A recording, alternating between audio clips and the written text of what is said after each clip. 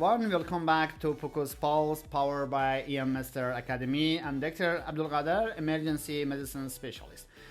Today, we're starting with one of the most important and functional topic in all of ultrasound. It is about the sound. We are going to break down what sound actually is and how it travels through the body and why understanding it's absolutely critical for everything you do in diagnostic imaging. Whether you are scanning in grayscale, using a Doppler, or trying to figure out artifacts, it all starts with sound. How it behaves, how it interacts with the tissue, and how we use it to build a picture. And if you are studying for ARDMS SPI exam, this is especially for you. This is one of those high-yield, most known topics that shows up often, not just on the test, but in real clinical practice too. So let's dive in and make sound physics clear, simple, and totally usable. You are going to walk away with a solid understanding that will improve both your skill and actually your confidence. Okay, so let's start about sounds. What is the sound? Let's start very simple. Sound is energy. It is not a thing that you can see or touch, but it moves from one place to another place, kind of like heat. But unlike light or X-ray, sound needs something to travel through. Light or X-ray, they travel by themselves, but sound is something to go through, to travel through them. We call that a medium. So what is the medium? It's any substance made of particles like air, water, or tissues in our body, liver, spleen, bone, blood, urine, any structure. So we call them medium because sounds can travel through them. So that's why sound doesn't travel in space. Space is a vacuum with no particles. If there is no particle, so there is no sound also. Now, sound is mechanical wave. That means it moves by pushing and pulling particles, like a chain reaction. Particles vibrate back and forth. They don't move across the body, so there is no movement. Just they vibrate, they shake. And this vibration and this shaking passing energy along. Because the vibration happens in the same direction the wave travels, we call it longitudinal wave. Okay guys, let's talk about sound in ultrasound, and let's start with one question. How does sound help us to see inside our body?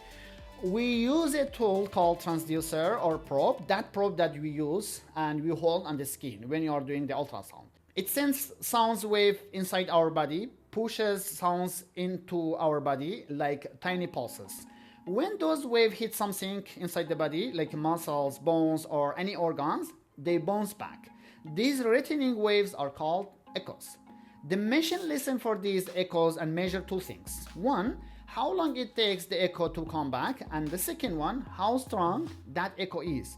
Using this information, the machine built a picture. So the transducer acts as both a speaker, like sending sounds, and microphone, receiving echoes. Just like a sonar, or how bats use sounds to find things in the dark. Okay, so let's talk about types of waves. There are two big ones, transverse and longitudinal waves. What is the transverse wave? In transverse wave, particles move up and down like water wave, but this isn't how sound moves.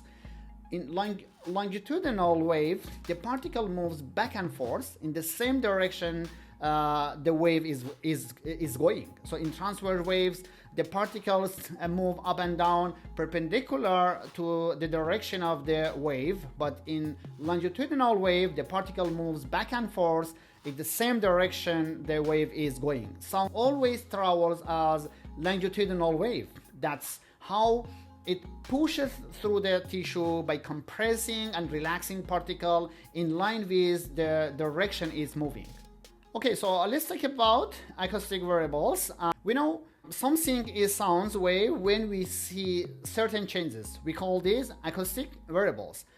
There are three to remember: the pressure, density, and distance. What is the pressure? How much forces the particle are under? It's the pressure.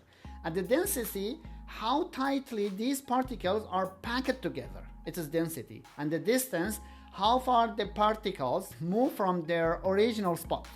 If these values are changing over time, if they oscillate in back and forth wave, this is a sign a sound wave is passing through. All these changes happen inside the medium, inside the tissue, as the wave moves. Okay, well done. Right now, we understand what is the acoustic variables. Once we know sound wave is there, we want to describe how it behaves. We do that with acoustic parameters.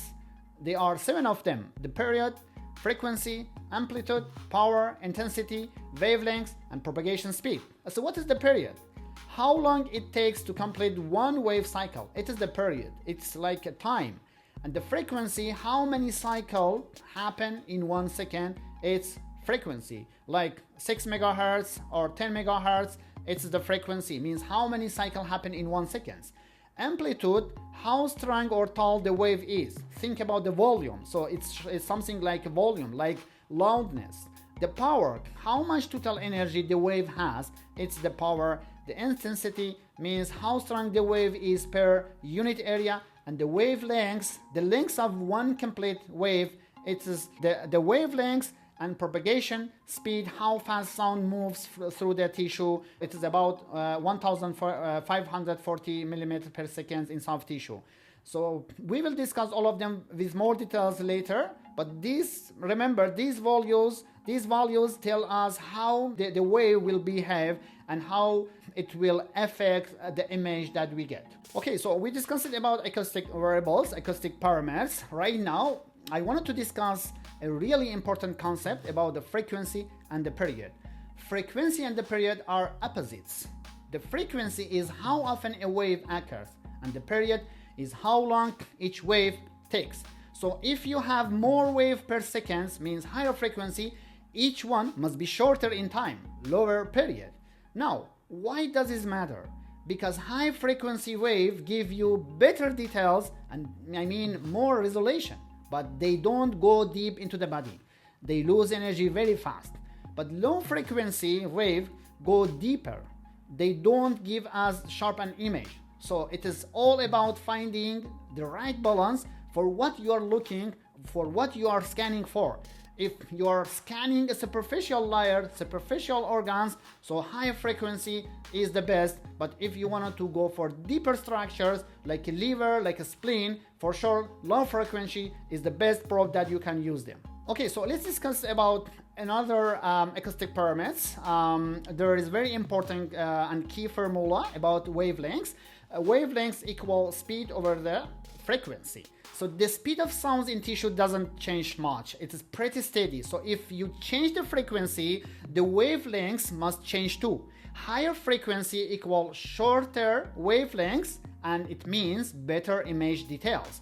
But lower frequency means longer wavelengths and better depths. But short wavelengths lose energy fast. That's why higher frequency probe are best for shallow structure like veins and the thyroid. Okay, so let's discuss about interference. Let's say two sound waves run into each other, meet each other. What happens in this time? That's called interference. If both waves are at their peaks at the same time, they added together, that's called constructive interference. You got a stronger signal. But if one wave is at the peak and another one is at the trough, they cancel each other out. This constructive interference. You got a weaker or sometimes no signal. This happens constantly in ultrasound and can affect image quality. How bright and how dark areas appear, it's about this type of interference. Okay, so this concept about destructive and constructive interference. Now, let's make it a little trickier. What if the two waves have different frequencies? Now, the interference is always changing. Sometimes the waves line up, add, and another time they cancel out. This creates something called beat pattern. It is something like pulse effect and can also cause speckle noise in the images. In the Doppler ultrasound, where we look at blood flow using wave frequencies, this kind of interference can make signal harder to interpret and makes lots of noise and artifacts. Let's discuss about sounds behavior in tissue. It's very important to know about them. Sounds moves differently in different materials. Two things affect speeds: stiffness and density. More stiffness, faster speed. but more density, slower speeds. So we need to remember these rules. So sound travels very fast in solid like bone, medium in liquid like blood, like urine, slow in gases like air in lungs. That's why we get great images with muscles and the liver, but it is very hard to scan lung and intestine unless there is fluid. Okay, well done. It's all about the end of the episodes. Thanks for you for being with me. Let's have a quick review. Let's test what we learned. The first question is about what type of wave is sound. The second one, can sound travel in vacuum?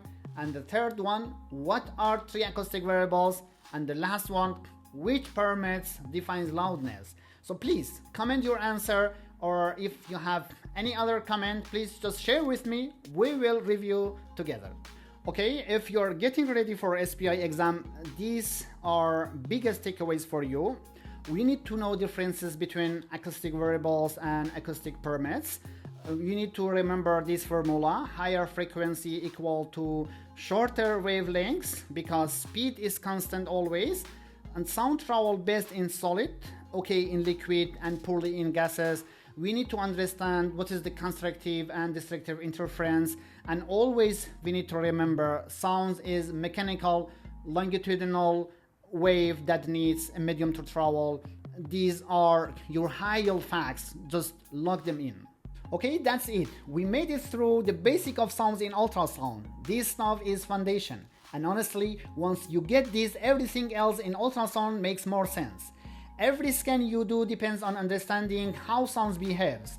Thank you for learning with Focus Pulse EMS Academy. If this helped you, be sure to like, subscribe, and share it with your study group.